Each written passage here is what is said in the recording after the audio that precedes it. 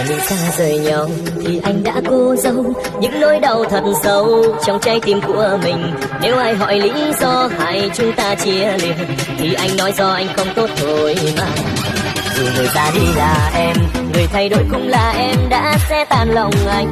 Em bước đi vô tình, vẫn không để thế gian than trách nhau nửa lời, nên anh nói do anh không tốt người ơi. Ngày người ra đi anh nuốt nước mắt chảy ngược vào tim để em quay lưng theo ai em sẽ thấy nhẹ lòng. Nụ cười anh trên môi chúc em ngày mai hạnh phúc, mà trái tim anh nuốt nước mắt âm thầm. Mọi người xung quanh đâu biết cứ thương anh cười là vui, có ai đâu hay tim anh tan nát suốt cuộc đời.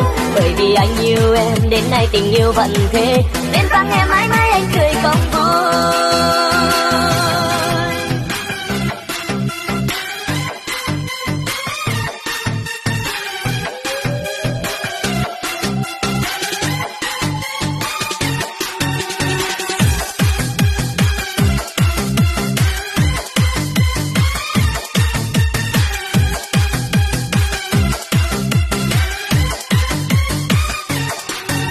Mình xa rời nhau thì anh đã cô dâu những nỗi đau thật sâu trong trái tim của mình. Nếu ai hỏi lý do hai chúng ta chia lìa thì anh nói do anh không tốt thôi mà. Dù người ra đi là em, người thay đổi cũng là em, đã xé tan lòng anh.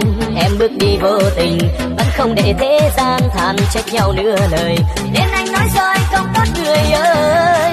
Ngày người ra đi anh nuốt nước mắt chảy ngược vào tim để em quay lưng theo ai em sẽ thấy nhẹ lòng. Nụ cười anh trên môi chúc em ngày mai hạnh phúc, mà trái tim anh nuốt nước mắt âm thầm. Mọi người xung quanh đâu biết cứ thương anh cười là vui, có ai đâu hay tim anh tan nát suốt cuộc đời. Bởi vì anh yêu em đến nay tình yêu vẫn thế, nên vắng em mãi mãi anh cười không vui.